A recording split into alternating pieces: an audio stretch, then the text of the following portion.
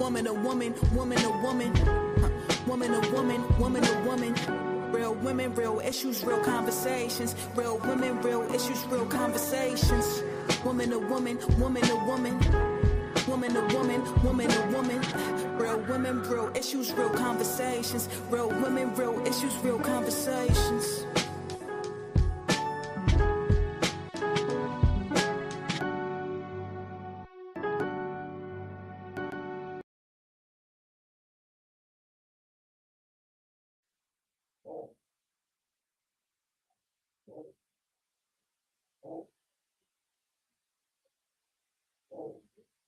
Hey, you gotta hit that mute button, I'm still sis. muted. Oh my God. Happy Monday. Happy Monday. You all right over there? Are you No, having I a am not. personal summer at Yeah, this the time? summer, the spring, the fall.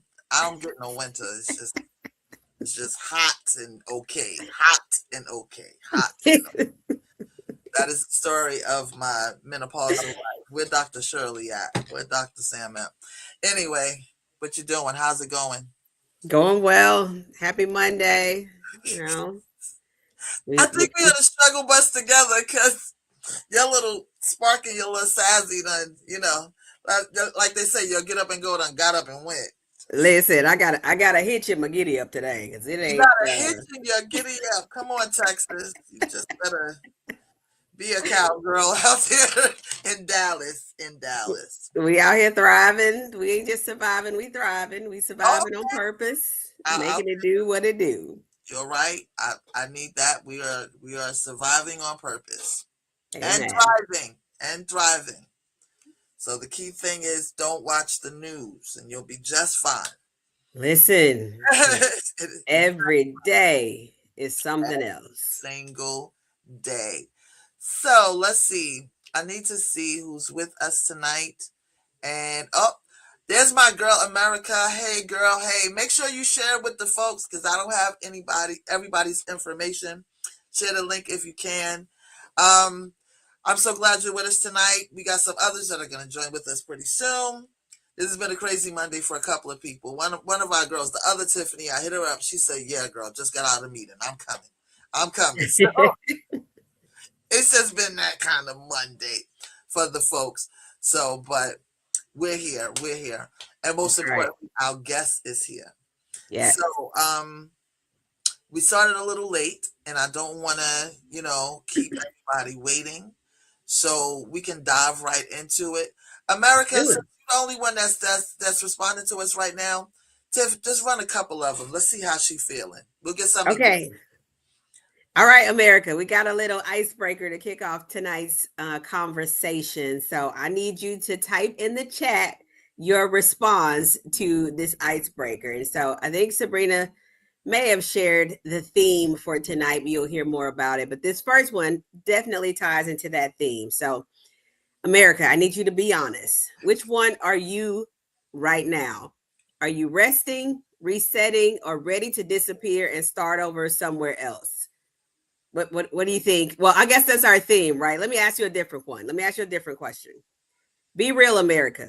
Have you ever said, I'm fine, and immediately got an attitude when someone believed you and then ask you further, are you really fine? Right. Have you ever done that, America? That's I'm the a, that's the one. I mean, we all can answer that one. Oh, Like, absolutely. From the partners to the kids to the supervisor. You see my face. Do I look fine? right, right.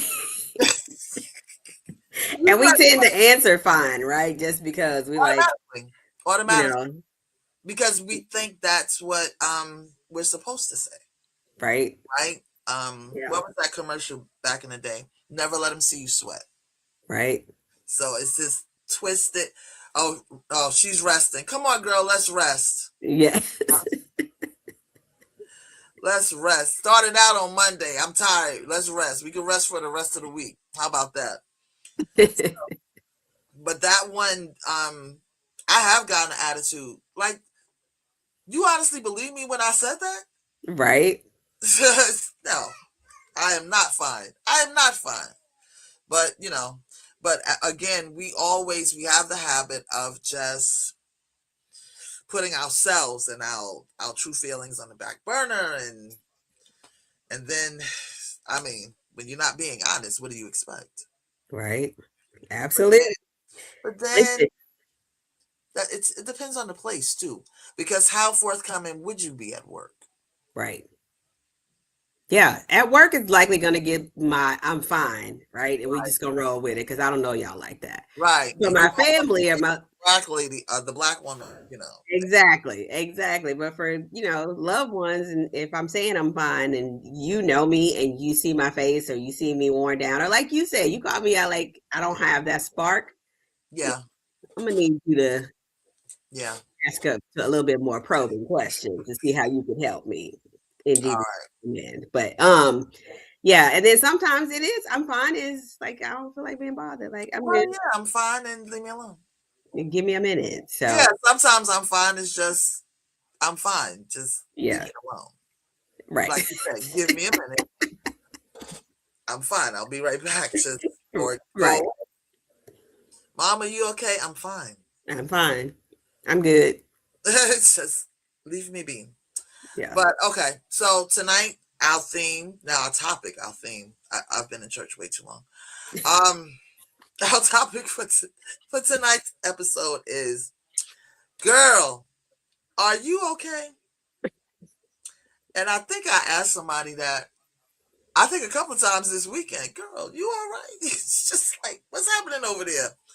And so the subtext is rest, reset, or do we run away? What was the song you said I sang earlier? I got to get away. I got to. Yeah. Yeah. You are channeling your Lenny Kravitz. I Absolutely. got to get away. Absolutely. Mine is the latter. I'm definitely running away. I cannot anymore.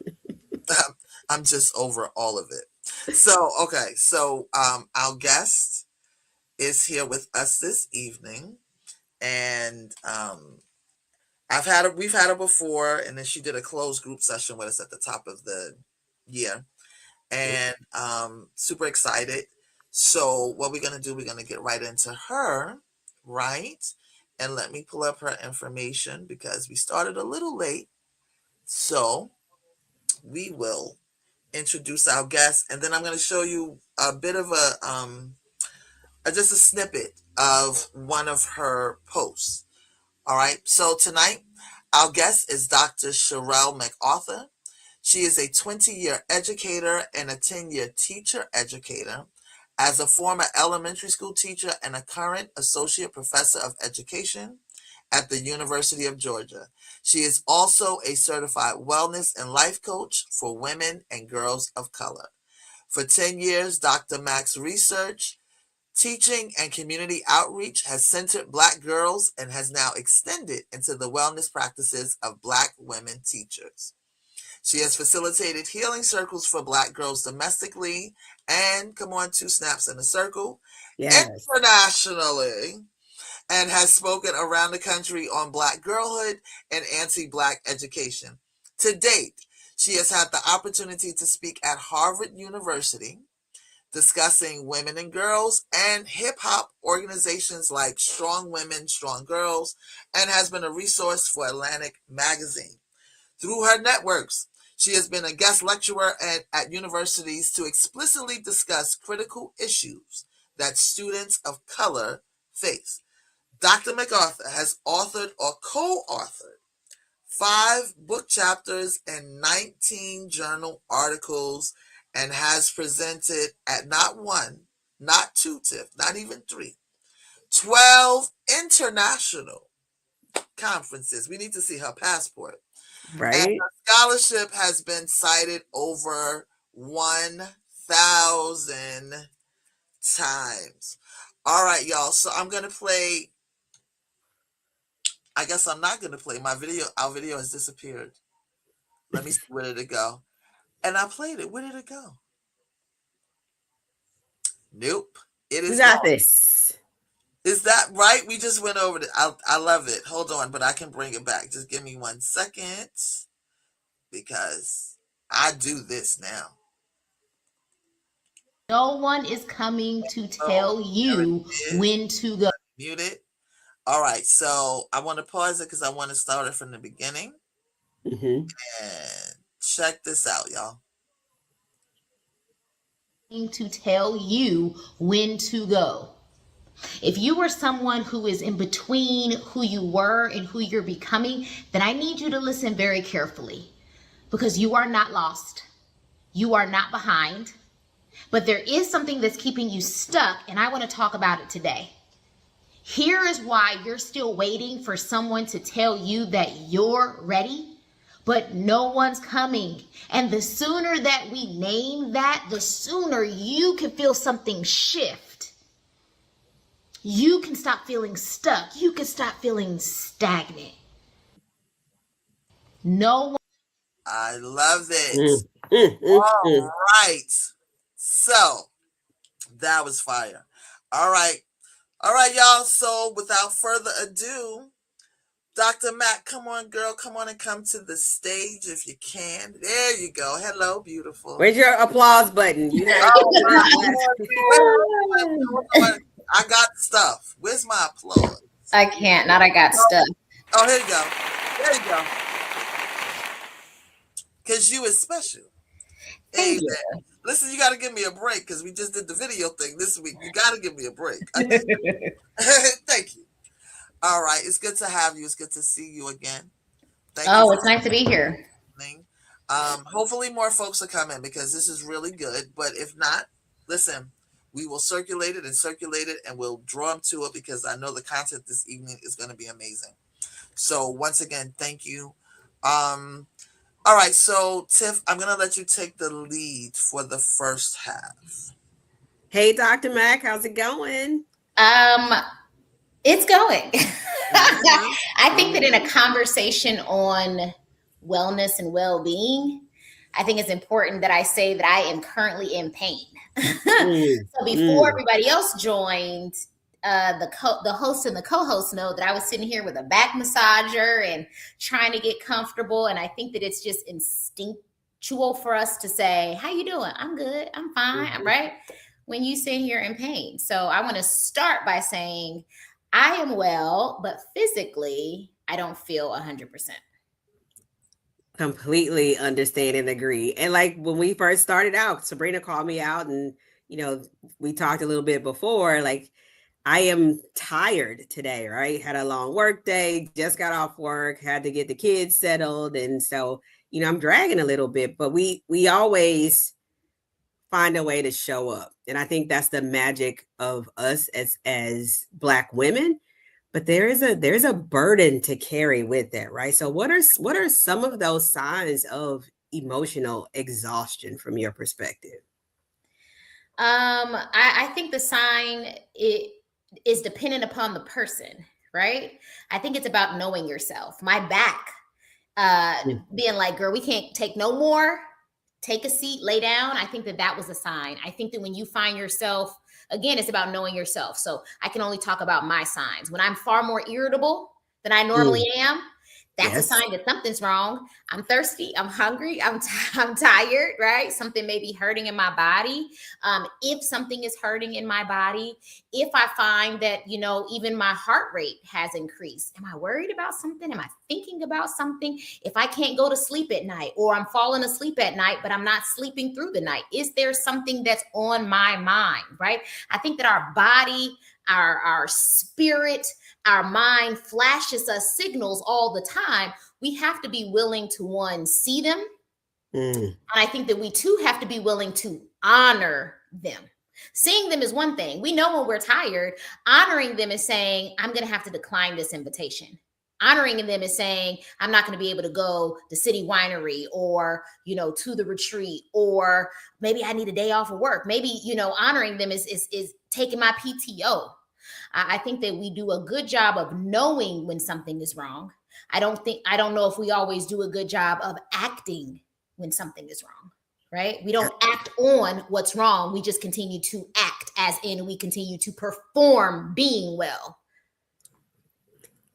Listen, Dr. Mac, like, it is very much a functioning versus actually being well. Like I said, before we started the conversation, we show up we have this superwoman label on our backs that we feel like we have to show up. But Right. what is that functioning versus actually being well enough? Like, how does that manifest in some people?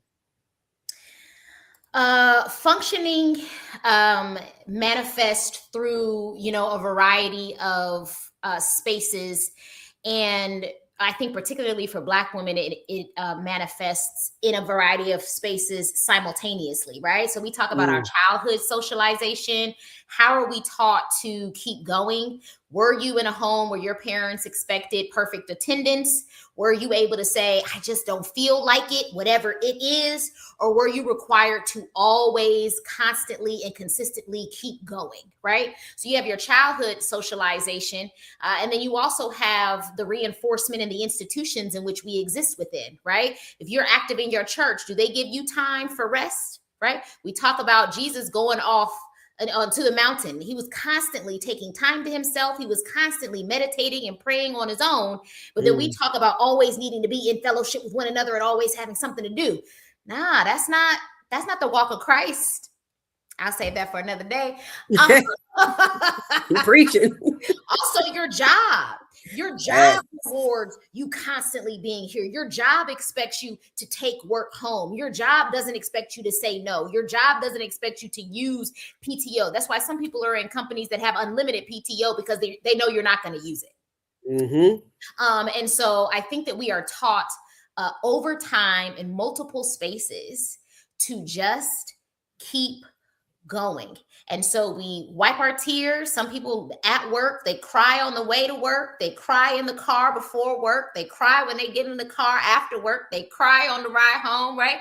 We condition ourselves to keep going. And that's a functioning versus actually living and existing in a way that honors who we are and what our actual needs are.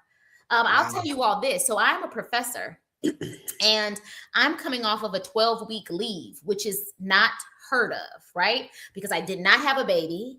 I was not going through some sort of medical treatment, and I did not have family going through medical treatment, but I did take leave for my own well-being.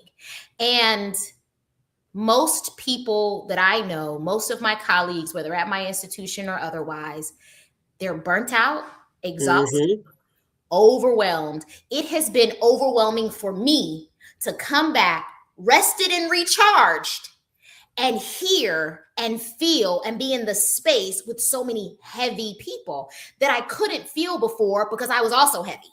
So we were all just burdened.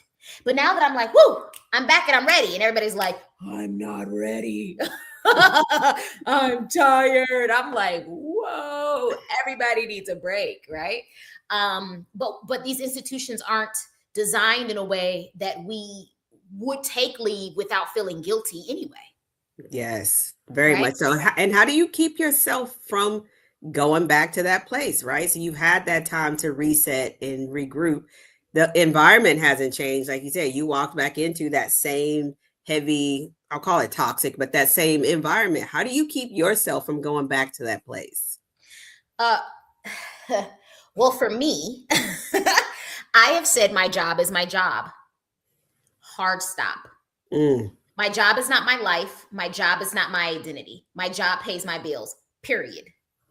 So when I leave my job every day, when I'm finishing my emails, I put on my out of office message. And my out of office message basically says, at this time, I will not read or respond to your email until after 9:30 on the next business day. I recognize we have flexible hours. I respect yours. I appreciate you respecting mine. And I also hope that in this time, you will be able to close the tabs on your computer and in your mind and find rest and joy.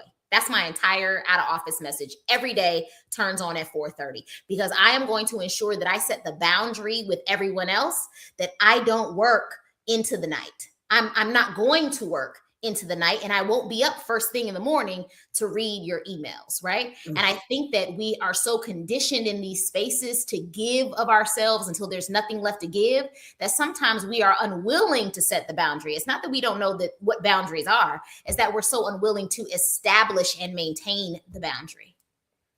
But I'm no good to anybody if I can't be good to myself. So I'm gonna take care of me first. Listen, I gotta hit an amen on that one because 100%. I had to come back. I hope you're listening to that. Oh, message received. Okay. 100%. Now she jumped back in to tell you to hear the message. with a finger pointed at the screen, like that's for you right there. That's for you. I said, wait, let me jump back in. It ain't my turn yet, but I'm gonna jump back in. That's hilarious. Carry on.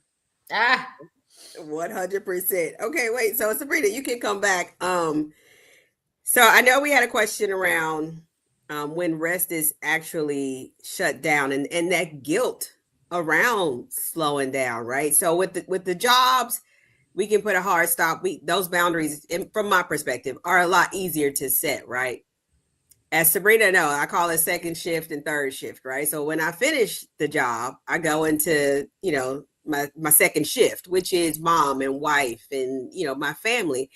And I'm trying to find that balance to where they don't get the leftovers. Yeah. They get the best of me. So how do we, manage that shift? Mm-hmm. I think that we, not you. I think that we have a responsibility to raise healthy little human beings. And we cannot we tend to think that as long as we take our child to the doctor annually and to the dentist 2 times a year and make sure they get out and get some sunshine, and I have a green leafy vegetable on their plate every day, and I stop the sugar and I make sure that they have water, that's all I need to do. And that is definitely what we should do. But that's not the only thing that we should do, because as long as they can see you as a model, they are watching. Mm-hmm. So if they get to see you burnt out, exhausted, overwhelmed, but you keep pushing yourself to go, then later, think 10 years from now, think 15 years from now, when you have these babies calling you and saying, Mom, I'm tired, but I have to do this. And you're going to want to say to them, no, take a break, rest. But they never got to see you take a break and rest. I think it's important that we're willing to model the behavior. So here is something that I did with my son. My son is now 14 years old, and I started it when he was, I'd like to say 7. And I got it from my mother, who started it when I was like 12. And so the same thing that I'm going to say that I said to my son is the same thing that my mother said to me and my siblings. And that is, when I get home, sometimes I need a moment to myself. Right? I said to my son, Mommy got you up. I fed you. I got you to school. I went to work. I worked all day. I picked you up. I took you to karate. I cooked for you. And sometimes Mommy just needs a moment to herself. So when Mommy says, or I put this little sign on my door, I said, whatever time Mommy asks for, I want you to give her. If Mommy says, give me 20 minutes, 30 minutes, I want you to give me that time. But here's what I don't want you to do. I don't want you to wait by the door. I don't want you to talk through the door. I don't want you to put your little fingers. Don't slide me on the door. Yeah. Don't slide anything under it. And don't knock on the door and say, Mom, is 30 minutes up yet? I said, yeah. I promise you that when the time is up, I will come out of the room. Okay. This my son was 7. I'd say about 4 or 5 months into him allowing me that space. It was one day we were coming in and we needed to do some things, and I was kind of in a rush. And so I was like, Parker, I need you to do. And he said, Mom, can I just have 20 minutes to myself? And the level of pride that I had, that this little guy was like, no, give me a moment. Give me a moment. And now that he's 14, he knows how to do it. He knows how to articulate for what his need is. He knows how to take a moment away. Hey, you're in your room. I thought we was going to watch a movie. I just needed a moment. Give me a couple more minutes and I'll come down and we'll watch a movie together. I appreciate that I am modeling for him that when he gets older, he doesn't have to yell when he's frustrated, lash out when he's frustrated, give people the silent treatment when he's frustrated, but that he can communicate, I need a moment to myself. I promise I'll come from that moment when I'm done. I did that when my kids were growing up. She did a lot more talking than I did. Like, listen, when I come home, give me 1 hour. Yeah. Thank you. And just 1 hour. After 1 hour, I am all yours. The homework, tell me about your day. I would come home, say hi, go into my bedroom, back in the day when they had VCRs. Take off my clothes, hit play, and watch General Hospital and sip. Watch your stories. That was my decompression moment. Yeah. And then, because I did explain to my oldest daughter, I said, because I don't ever want to take out on you what happened to me out there. Because I had a parent that did that, very, frustrating. I swear my sister and I got it because she couldn't just haul off and the manager, right? So all of that traveled home with her. Yeah. But yeah, you can set Pastor Hubbard, we got a great comment in the comment section. There is a difference between sleeping and resting. Absolutely, there is. The difference. Absolutely, there is. And I also think it's very important if we're going to talk about resting. If you're going to do the thing, do the thing. And if you're not going to do the thing, then don't do the thing, right? But if you're not going to do the thing, then don't not do the thing, but think about the thing that you're not doing. Oh, God. Listen. You go. I need a minute to myself because you done. Not only did you knock on my door, you got to process. You need a minute to process. Listen, because how do you turn that off? Right, because if you're not going to do the laundry, don't sit and watch a movie, but think about the laundry. Just get up and do the laundry, or don't. You've got to choose. How do you turn it off? The same way that your mind is telling you about the laundry that needs to be done, you have to be willing to talk to yourself. And as crazy as that sounds, it's not crazy because everybody talks to themselves all day, every day. So it is what it is, right? And so you're laying on a couch or in a bed or on a chair or wherever you are, and you're watching the movie, and your mind keeps saying, girl, we got to do this laundry. And you say, I am going to do the laundry. In an hour and a half when this movie goes off. Your mind, many of us have built a habit and a pattern where our mind is trying to keep us safe. All that anxiety and that anxiousness is our mind trying to ensure that we don't let something fall through the cracks. Our mind is not trying to hurt or harm us. It's trying to help us. But our pattern over time becomes overwhelming. It's too much mind.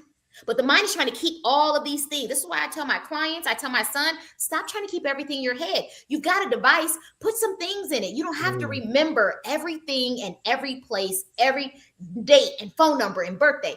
Store it somewhere else to give your mind some level of reprieve, right? So when I'm sitting somewhere, for example, I was rounding out my days on my leave. And so my mind started like, well, you're going to have to send this email. And you're going to have to check in with these students. You're going to have to do this.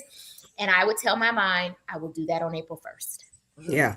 Today is still my day. And that's all. It was the last 2 days, March 30th and March 31st. My mind started to rev back up. And I said, I will do that on April 1st. Today is still my day. And the mind started to kind of, so you got this? Yeah, I got this on April 1st. But today is still my day. You have to be willing to say that. I will do the laundry here. I will do the laundry at this time. I will do the laundry on this day. But right now, I'm going to just snuggle up with my kids. Right now, I'm just going to lay up with my boo. Right now, right? Whatever your thing is, you've got to be able to reassure your mind. It's like a toddler who wants your attention. And as much as that toddler says, mommy, you ignoring that baby don't get that baby to stop. Now, all of us have had a toddler. The babies go like the Energizer Bunny. You have got to acknowledge your child. Yes, baby. I could do a flip. It's whatever little random thing. They just want your attention. Your mind is the same way. So you just have to give it attention and then reassure it. All right. Again, another message received. I'm very conscious of our time. I know we have about 15 minutes left, and I think Sabrina, you want to leave some time for questions. So, Sabrina, I'm going to turn it over to you for a couple questions. So we're going to move into the you did rest, right? So let's talk about reset. Mm-hmm. I think that's the bigger one. Rest is, but learning to reset and what that really means. Yeah. Okay. Well, reset. I think resetting, some people use as like, I'm going to reset with a good night's rest or reset with a spa day. But I think that a real reset requires us to look honestly and realistically at what's working and what's not working. Mm-hmm. The reason that you needed the spa day, the reason that you needed a good night's rest doesn't go away because you had the spa day and because you had one night's rest. So what is actually working and what needs to be reevaluated? And I don't know how much we take the time to reevaluate the people around us, the situations, circumstances that we're in, the institutions that we are a part of. I don't know how often we say, I am unhappy. This does not honor me. It does not fit who I am and where I'm going. It may have fit where I was. Plenty places and people, relationships, spaces fit who we used to be. Yeah. Yeah. But as we begin to and continue to evolve and become, we have to be willing to say, does this still honor who I am and where I'm going? And that for me is true reset.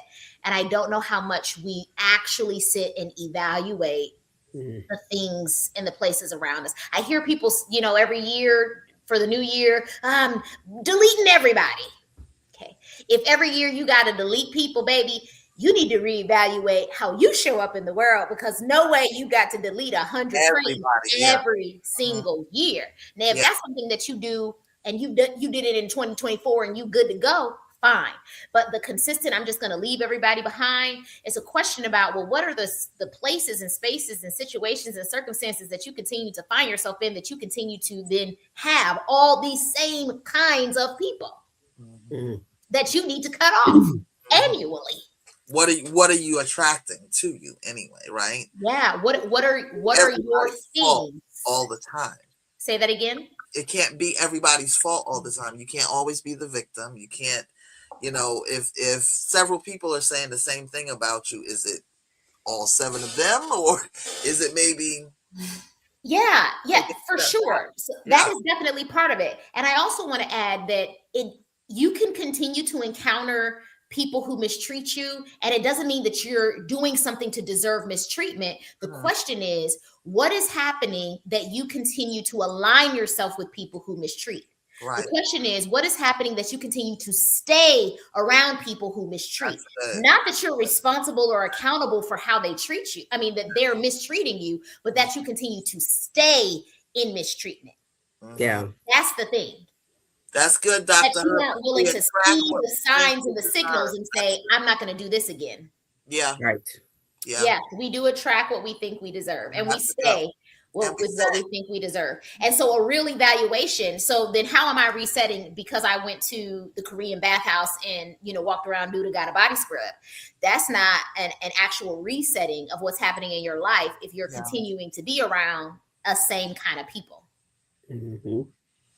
Okay, so let's talk about, because that aligned with setting boundaries. So that was good. Learning to just address and recognize, maybe just recognize who's around you and what's happening to you. And then making a decision to say, this no longer works for me, and I have to be the one to stop that. I have to be the one to say, okay, enough is enough, and I won't allow it to happen again. Mm-hmm. So talk to us a little bit, not long, about letting go of what no longer fits, because I want to get to the runaway part. So, yeah. Letting go of no longer fits is our willingness to prioritize ourselves over others. That's gonna be the shortest answer. Why if this person is treating you bad, are you still there? Because you're willing to I don't want to upset them, and all these other excuses that we give. That means that you're willing to prioritize their well-being over your own. Right? Why are you still staying in this job if it doesn't pay you what you deserve? Is right? Because they wouldn't know what to do without me. Okay, so you're still prioritizing this company over your own well-being. I mean, that's why we're unwilling to let go, because we prioritize ourselves at the bottom of our list. Yeah, that's good. The bottom line, that's just it. That's it. I mean, you told her give you a concise bam. There you are. Yes, succinct response. Okay, so I want to get to the runaway part because that's where I am right now. Okay. She said, "This is for me. The Right, next question is about me and my Right. own needs and desires." Y'all listen if you want to, but this part is for me. So the urge to run away, because we can do it in a fun way. But what was the commercial? I know, Dr. Mac, you're too young for this, but Tiffany, you remember Calgon? Take me away. Yes. Okay. But she was just in the tub in her house. They were still outside. She didn't go nowhere. I thought that was the dumbest commercial I'd ever seen in my life. Where's it taking us? To the bath? We do that every night. But we still have those Calgon moments. Sure. So I've been in that space. I'm gonna have to send you something because now I'm in your office. But for those of us, there you go, Tiff. For those of us who didn't go away for spring break and are in that space and just need bigger than give me 5 minutes, give me 20 minutes. I'll see you in the morning. So why do you think we fantasize about disappearing? We fantasize about disappearing because we are unhappy, unsatisfied, and have no contentment where we are. Mm-hmm. I think that if we are willing to say that out loud, then as long as we're able to name it first, we can shift it. Right. But I don't think people are really willing to be as honest as they should be about the relationships that they have, right? Marriages, children, family, friends, their careers. I don't think that we're actually willing to be honest, right? It's just like when you have friends who've leave relationships or gone through divorce, and then they have all these things to say. And it's like, you ain't say none of this for 10 years, right? Because she sat on it. She just sat on it, which means she already knew what it was. Mm-hmm. So that's what I mean. We have to be actually willing to say out loud to ourselves what things actually are. We have to be willing to stop lying to ourselves. We have to be willing to be honest, really honest, and say, I'm not happy. Okay, now that I can say that I'm not happy, what do I want to do with that? If I'm in a city that I no longer want to be, well, where do you want to go? And what does it take to get you there? If you're in a job that no longer feels you or fits right, okay, so what do I need to do? What do I want to do? Do I want to dust off this resume and update it? Do I want to work with an executive coach? What is it that I want to do to get to where I want to be?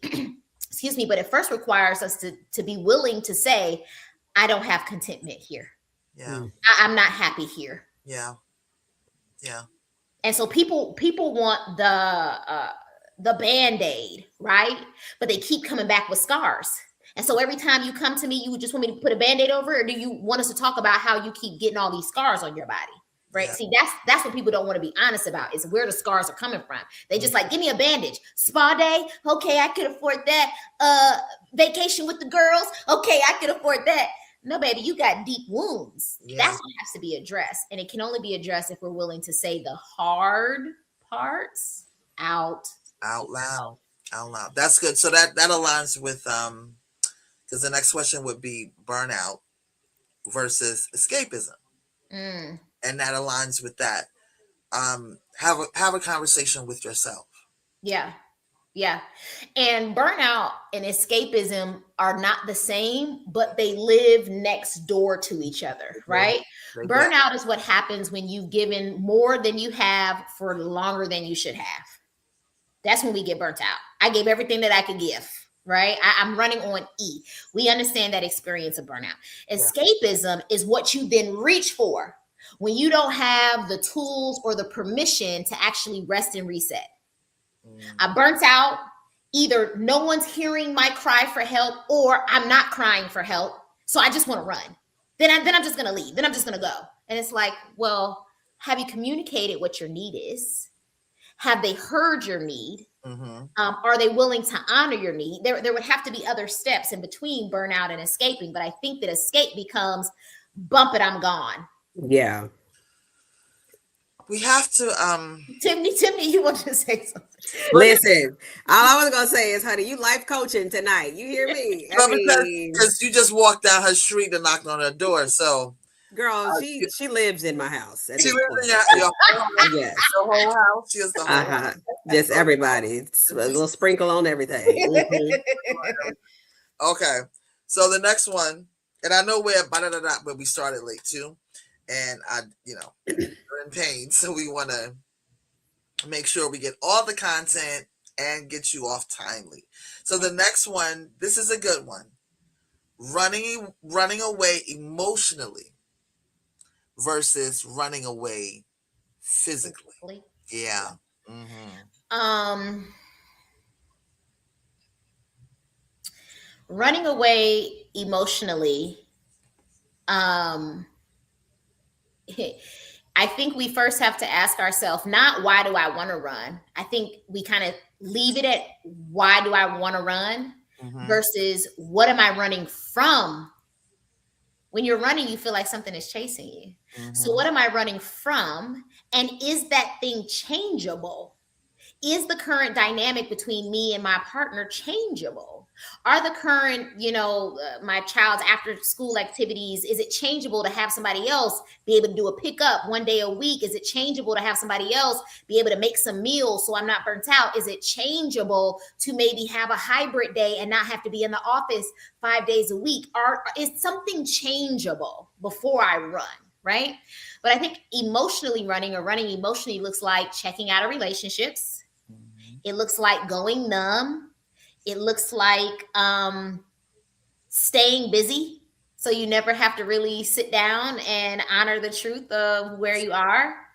I think it's working on autopilot.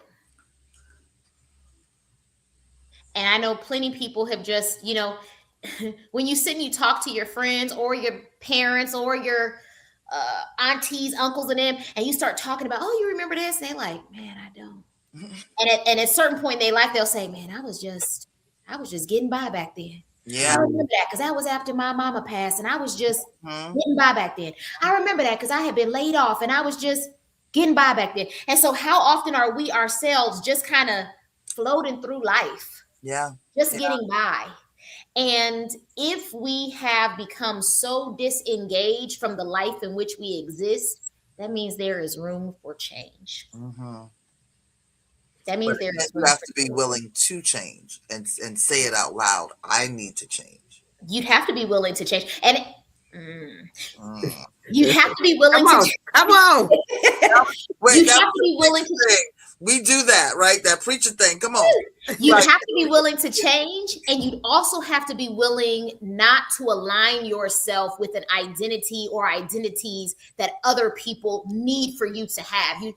Okay, so I have a good girlfriend and who was married, and for a period of time, I knew that she was so extremely discontent. But it was better to be married than divorced. It was better to be married and in a troublesome marriage than to be a single parent. Well, as long as he's co-parenting, you're not a single parent. Story for another day. But here was an identity that she thought people needed her to carry, which wasn't people, it was really her own self-definition, right? And because of that identity that she was wearing like a crown, she refused to find her own support. She refused to evaluate where she was sincerely and say, I am unhappy. This is unhealthy. This is toxic. My children don't need to see this, and make a decision to go. So not only do you have to be willing to acknowledge it, you also have to be willing to divorce yourself from particular identity markers that you deem socially acceptable. Right? It's not socially acceptable for me to be a single mother. But let me tell you something. I got multiple degrees. I have a beautiful home. Me and my baby travel around the world. And when I go to bed at night, I'm not rolled on one side of the bed, giving somebody a cold shoulder and not talking to somebody. I go to bed happy every day. Right? And my son lives in a house where there is only one parent, but he doesn't have to see fuss, fighting, and arguing. Right? And so if I had been unwilling to carry an identity that holds so much shame. A single Black mother, people make us the bane of exist. Everything that's wrong with society, we put on the single Black mama. Oh, so yes. if I have been unwilling to say, bump that, I'm gonna do what's in the best interest of my kid and myself, I would be sent somewhere unhappy couldn't begin to describe. Miserable. Yes. Miserable. Yes. And then what kind of child would I have if he had to grow up in a house of misery? Yeah. Yeah. Right? Absolutely. So the question is really, when we talk about burnout and exhaustion and rest and restoration and recharging and restoring, the question is, are you willing to choose yourself? That's just it. It is what it is. It is. Are you willing to choose yourself? I am no good to my son if I'm laid up in my bed with my mind out of there. Mm-hmm. I'm no good to my son if I can't do my actual job that pays me money because I'm laid up in a bed or on a 72-hour hold, or if my parents got to check me into a place. And those places are significant and purposeful. I'm not discrediting them. What I'm saying is, but how good am I to my son if I can't first be good to me? Yeah. How do I raise him every day? How do I not talk to my son without being like, get over here? Whoa. Because at the point that I'm like, hey, yo, he's like, hey, how'd you sleep last night? I'm like, you know what? But I raised him to understand those kind of learners, right? Right. As soon as my voice begins, even starts, he's like, hey, what'd you eat? Are you hungry? You all right? Yeah. I didn't eat. I am hungry. He's like, let's order some food. We don't gotta cook. My money. He's like, let's order some food. Get your checkbook out. Yeah. But I don't think that we're conditioned to choose ourselves. I know that we aren't conditioned. I know that women are not conditioned to choose themselves. And I know that Black women are not conditioned to choose ourselves. No. We are conditioned to martyr ourselves, to lay ourselves on a cross for any and everybody, to work in service of anything that any place in which we occupy, right? You go to the church, you work in service to the church, you work in service to the pastor, you work in service to your supervisor, you work in service to your husband, you work in service to your kids.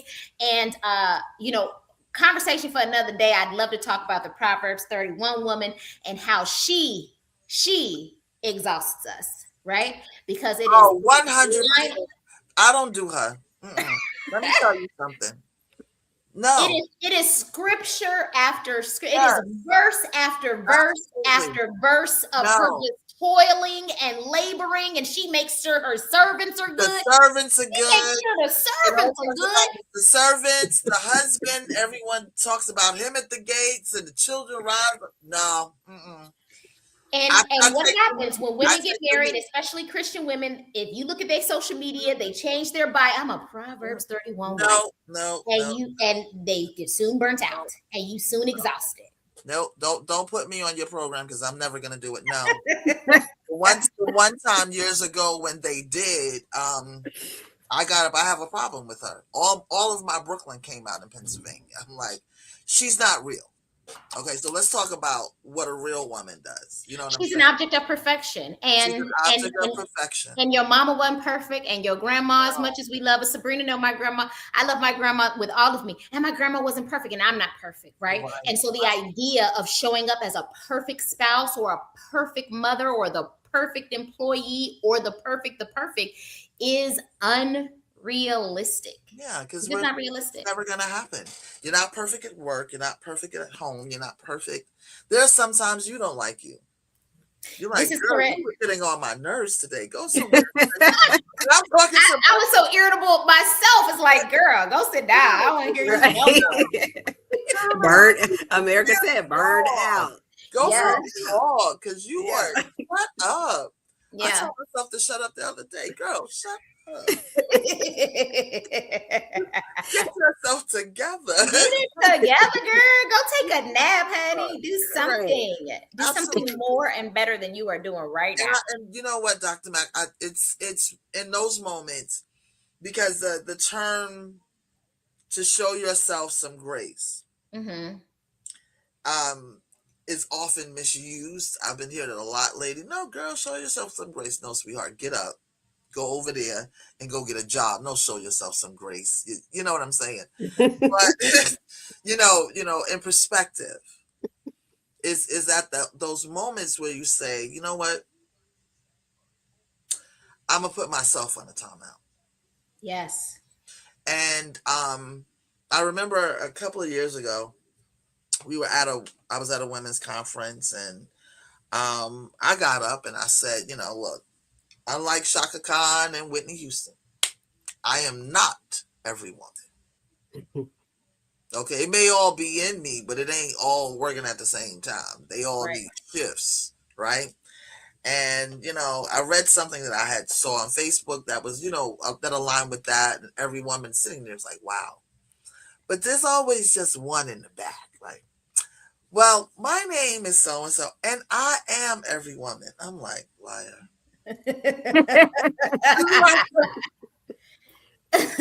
Not liar.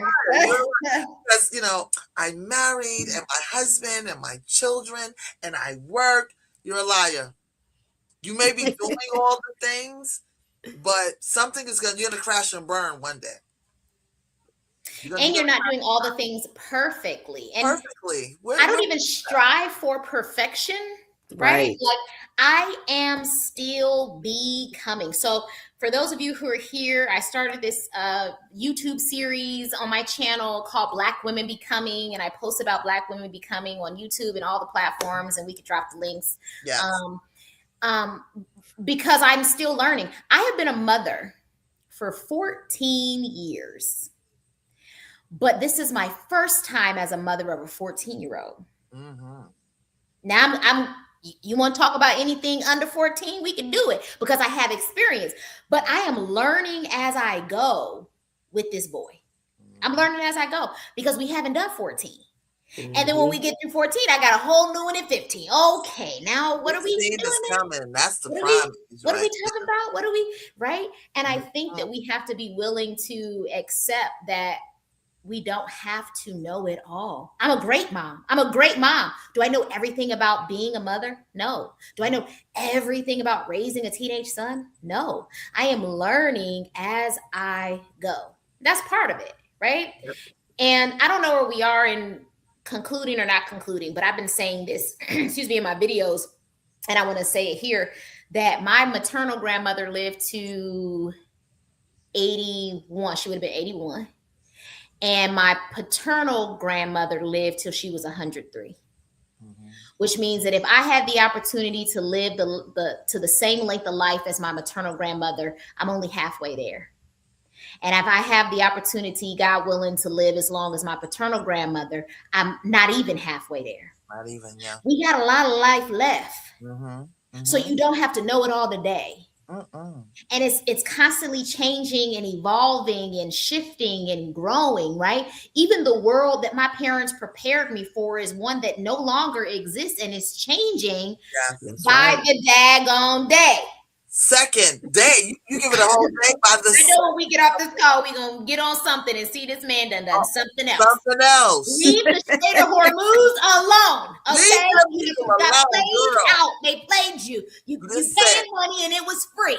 I told Christy we need to build us some bunkers because they got bunkers over there. We ain't got no bunkers here. They absolutely got bunkers. So that means that the world that I'm trying to prepare myself for, my son for, I don't know. Will it still look the same? Will the next person come in and undo some things by the time my son is the American dream? What is the American dream? What's that look like? Will he be able to afford it? Are we going to have to cohabitate till he's 40 and he can then get, I mean, it looks so different. It does. My parents were able to buy a house at 19, 20. I bought my first house at 24. Mm-hmm.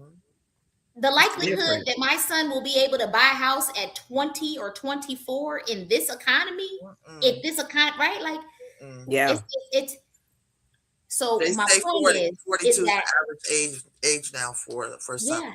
Are we willing to allow ourselves to evolve? Are we willing to allow ourselves the grace to not know it all? Are we willing to allow ourselves blunders? I messed that up. I'll try it again tomorrow, right? Like, we don't always have to get it right. I think it's an unrealistic standard to hold ourselves to. And I think right there, that's a good one. Because we can end it, because you actually covered the remaining of the questions that we have for you. And practical grounding habits was the one that I really wanted to hone in on, and you did that. They're not perfect, and you never will be. Yeah. And be comfortable in the fact that you are doing, if you are indeed doing that, you're doing your best. Yeah. Period. And that whole saying where your best isn't good enough, whoever said that, wrote that, whatever. But Yeah. maybe it wasn't good enough for you, but it's good enough for me. And being comfortable in who and what you are. Period. And I think that practical steps, thinking of perfectionism, sometimes we go at the thing like a perfectionist, and that drives us to quit. Well, I don't know how y'all are, but I know it drives me to quit when I go at it as a perfectionist, right? It's like when you want to lose weight and you haven't been doing nothing right. And now you like, I'm going to drink a gallon of water every day. I'm only going to juice my food. I'm going to work out for 3 hours. You was just sitting on a couch. Now you're going to do all it. You're going to burn yourself out. And so practical steps means one small step, 1 foot in front of the other. What's one thing you can do? You could finish the 16.9 ounce bottle of water every day. Finish one. You ain't got to go to 6. Finish 1. Once you can consistently finish 1 bottle, now let's add into, it's like a juggling act. You ain't start with 27 balls, you start with 1. If you can finish 1 bottle of water in the day, cool. Now let's master 2 bottles. Okay, now that we've got water under control, it's not even a thought anymore. I can't even make it through the day unless I have my 2 bottles of water. Now let's look at, how do we move our body? What does that look like? Not going to pump it up at the gym. You've been sitting on the couch. Can you walk around your block a little bit? Walk around your block. Once you walk around your block, then we can walking around the block for the car people. They didn't hear you in the back. Keep circling around the block up to the door. Bless their lives. So Lady Bree asked me for Lent, what did I give up? And I said inconsistency. And she just paused and was like, okay, well, that's a good one. I needed to give up a lack of self-discipline. And in order to do that, in order to be disciplined and to stop being inconsistent, that meant that I needed to do something every day. And so my everyday doing was going on a walk. So every day I'm a walk, even if it's just, Sherell, just get outside and walk up the street and do 1 mile, right? If you could walk 1 lap around the neighborhood, you got in 1 mile. Most days I feel good at 3.5 to 5 miles. That's where I'm like, whoo, my mind is yes, and all my thoughts. But some days it's like, girl, I can't do all that. I'm just getting this 1 mile. And 1 mile is okay. And you see this clavicle showing out here. This yes. Okay. Yes. But the idea of what's one small thing you can do to move forward, not what are all the steps you can take and try to jump all 400 of them at a time. What's one small step you can take? You can say no to something. What's one thing you can say no to? They ask you to be on another committee at work. You know what? I've assessed my bandwidth and I don't have the capacity to stay on this committee. But I thank you for the opportunity. What's one thing you can do? I'm sorry. I think there's someone in our vicinity here that needs to get that again. Don't join every committee. You know what the reward for good hard working is? Oh, girl. More hard work. More hard work. That's not a reward. And these companies don't know that that's not a reward. Yeah. Decline the invitation. So one of y'all asked me, what am I going to do now that I'm back at work? Tiff, you asked me, what am I going to do now that I'm back at work? I'm going to observe it as work. Hard period. Which means if I can't do this committee in the time frame of the job, sure, and they ask me all the time, do you want to be on this committee, that committee? We want you to speak to these students. No, thank you. Do you want to do this over the summertime? Does it pay? That's another thing. That's another thing. Hey, are we going to talk about the freebies? We done. We are done. Because, honey, to pay me what Listen, I asked for compensation at this point. I asked for, hey, they wanted me to become a director, and I am a director of this program that works with doctoral students of color. They said, Dr. Mac, we would love for you to work with these students, the doctoral students of color, to do X, Y, and Z. I said, I'd love to do that. What's the compensation? And they said, well, we were just hoping that you would. I said, I already work with students of color for free. If you want me to do it as a position and a title, certainly you need to understand that you have to pay me for that. And so now they pay me for that because what? You want me to work more, but don't offer me any money? You want me to spend more time, more mental energy, more creativity? I just got a phone call from a student in this program today, frustrated over something. Can we talk through it? Absolutely, we can. It's an hour of my time. Cool, because I'm being compensated for that hour. But otherwise, you wanted me to ensure that I failed 20 more students and be able to attend to their needs and make sure that I'm doing all these other things for free.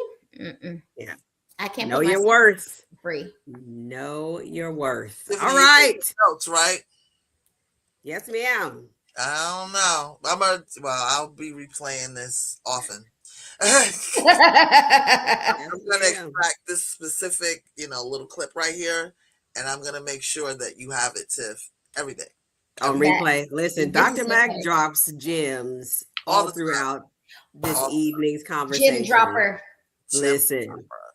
And for those who are watching us, if you want to see more dropped gems on my YouTube page, I'm Beyond Well Coach. You can find Beyond Well Coach at Beyond Well Coach. That's me on YouTube. That's me on Instagram, TikTok, Threads, all the Substack. She is on Substacks. Yes. Find me everywhere on Threads. I post a nightly prayer. I'm everywhere. I'm doing everything. I'm thinking about us at all points in time. And right now my focused attention is on Black women becoming, because we are still evolving, and I want us to have the grace in community to know that we don't have to have it all together.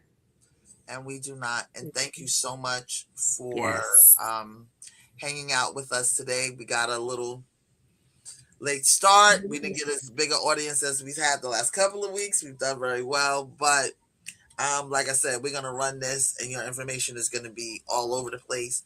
And for all those who are here, thank you, Dr. Hubbard. Thank you, America, for joining us, and others who didn't put anything in the chat. And I think I'll see you next week. I'm bringing you back, Dr. Mac. Oh, we're all finding out together. Yeah. Well, I said it last week when I was talking to the other MacArthur. So you're getting a call from me this week. Expect it. So, because the information is too crucial to miss, right? And I understand it's Monday night. People are getting home from work and they're tired, and then we're also dealing with different time zones. I'm bringing you back, Dr. Mac. Don't even worry about it, because this was good. So you will be viral. I will be here. Yes, the other MacArthur, we got up to almost 1.5K views on her clip. So. Nice. I got you, girl. I got you. I have a long train ride in front of me tomorrow, so I have plenty to do. plenty. So thank you, everyone. What I'm showing is thank you for your support. Thank you. Anything you've heard, it was good to you, and if you can, just continue to support us, we would love it. We accept Cash App and Venmo, and our Cash App is $BeFree217. And Venmo is at BeFree-217. I'm like Dr. Mac. You gotta keep everything consistent so people remember. Thank you, everyone, for joining us. Tiffany, I guess we'll talk. This was amazing. Yes. Dr. Mac, please feel better. Thank you. Pull out your massager again, girl. That massager, she made a sound. I had to turn back around to the camera to see what happened. Thank you, Dr. Mac. Thank you. Thank you, Bree. Thank you, Tiffany. Thank you, everybody who's been watching. I appreciate it. Love you all so much. It's been a great show. This is another good one, Tiff. I love all of it. This was good. But we already know we're going to score with Dr. Mac. And every time. Well, I bring her on for me and you, basically. Mostly you. Look at that collarbone. Look at that collarbone. Let me see that collarbone. Oh, she been posting that collarbone. It's across all her platforms. I'm like, if I see this collarbone one more time. Looking Listen, the fact that I good, can girl. see the collarbone, you know, consistency. Collarbone. It's all about the collarbone. Consistency. All right, ladies, I gotta go. My people are at the door. They Yeah, gave me put their my fingers hour. underneath. I love Right. y'all. I see you I next love you time. more. Good Thank night. you so much. Good night, everyone. Thank you for joining us. Until next time, we'll see you. You shouldn't let me.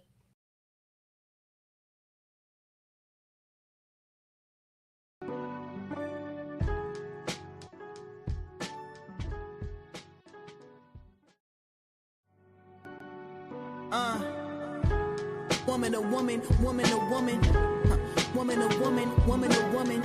Real women, real issues, real conversations. Real women, real issues, real conversations. Woman to woman, woman to woman. Woman to woman, woman to woman.